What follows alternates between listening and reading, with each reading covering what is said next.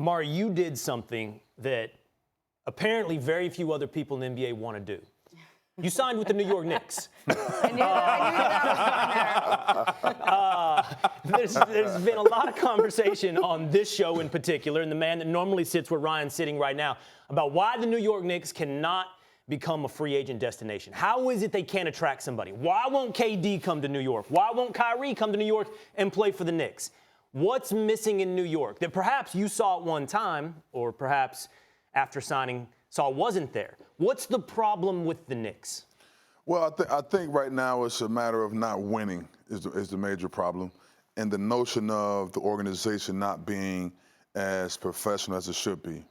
When I signed with the Knicks, it was great. We had a great organization. We had great GMs. We had a nice young team that we were trying to build off of, and it was a perfect fit at the time. I think now, with the history of not winning now for some years, and the connotation of the organization not being as professional as it should be, I think players are somewhat shying away from that.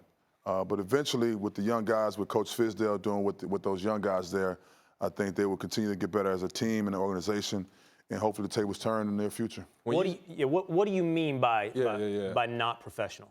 Well, no, I mean, I disagree with those connotations because I had an amazing experience when I played with the Knicks. But I think from the outside, when you're not winning, all the negativity comes upon the organization, which I think is not fair. How do you feel about, like, all these super teams, all these guys, buddy, you were a star in the league, joining up saying, hey, man, 3 of us are going to New York, we're going to Brooklyn, we're going to L.A., we're going to the Clippers. There's so much of that going on now that you didn't have to deal with, you didn't see before. If you were playing in today's NBA and you were, all-star level, could you see yourself teaming up with a guy, or just, hey, I'm going to go where I'm going to go and see how it fits? There's a new wave with that now. When I signed with the Knicks, there was a chance for me to play in Miami with LeBron and D Wade at the time. But I decided, I think they went with the Chris Bosh move, and I went to New York and played with the Knicks.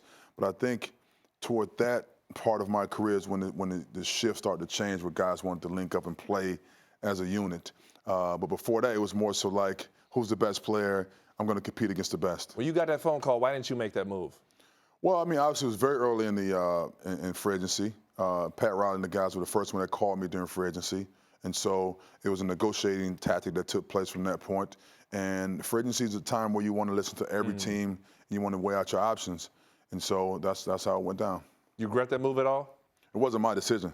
Wow. I was definitely trying to link up with LeBron because he's obviously the premier player in our generation, and this guy's a walking NBA final appearance. And so I was for sure trying to link up with LeBron for sure. Do you ever look back and think that things could be different? Should that have been the move you made, hypothetically, or anything like that? I mean, if it was my decision, for sure I would have played with Dwyane and LeBron. But the Knicks was a team that I wanted to definitely play with as well. With me being from New York, I was raised here for 6, 7 years of my childhood years, and to be here in New York playing for the Knicks was big for me. We talked about which teams you would fit in on. We've had a conversation with Kendrick Perkins today. Ryan's given his opinion on Chris Paul, the kind of leader, or in some cases, lack of leadership he's been on some teams. Where would you think a guy like Chris Paul, if it's true that Oklahoma City is going to move him on from Oklahoma City, where would be a right place for Chris Paul to fit in? Well, he's a future Hall of Fame point guard. And I think what he brings to the table is a lot of leadership. He can teach the next wave of point guards how to be a true point guard. And as far as a team for him, it's a great question.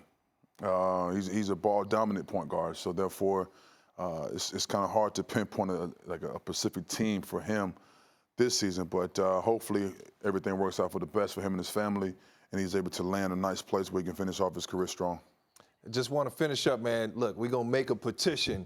Why, if I'm an NBA GM, why am I taking you? Why Amar'e Stoudemire? Why now? Why would I not just go get it? It's a numbers game. Go get one of these young kids, young, fresh legs to fill the roster. Why Amar'e? Well, the thing is, I mean, if you go get young players, okay, they still have a lot of room to improve. The potential is the key of it all. For a guy like myself who can actually, be a leader to these young guys and teach them the game and also be available to show them how to work. I've throughout my entire career, I've trained at a high level, always worked out early professionally. You can ask any players that I played with or any team I played for. I was always the first guy in the gym, last guy to leave, and I would show guys how to be professionals from an action point of view. All right, well, we like to have fun on this show, so Amare, before you go, we got a piece of video we want to show everybody. Okay. Let's see it. There he is. Oh. Y'all better not. Why would y'all put this on? Who is that? Who's that right there? Oh, no, so- Amari. Is that booty call? I was so That's mad booty at call, Kevin Love. bro. Wow. Why would y'all booty do? call. See, okay, I see. Oh my what, God. I was so mad at Kevin Love, bro.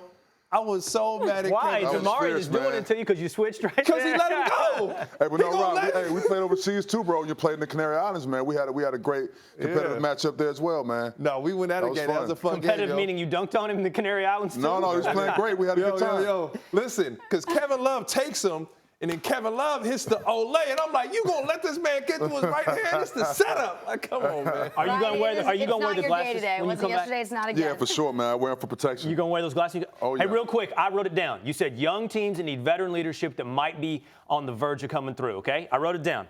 How about the Atlanta Hawks for Amare Stoudemire? Hawks Young is good. team. Hawks is a good team. Pacers are already kind of there, but they're young. They can do something. The Vince Kings Carter. right there on the verge. Sure. And sure. my team, the Dallas Mavericks. Yep. there. Those are teams that could use some Amare those are Stoudemire. awesome You good definitely teams. not Great calls. Vince's age, but Vince could still hoop. You got a lot left in the tank, yo. Yeah, thanks, man. What I like to tell people don't realize this about you. You are literally an elite NBA level athlete, and now you're in a way above average athleticism still. So, man, you still got a lot left, yo. For sure. Thank you. Thanks for watching ESPN on YouTube. For more sports highlights and analysis, be sure to download the ESPN app. And for live streaming sports and premium content, subscribe to ESPN+.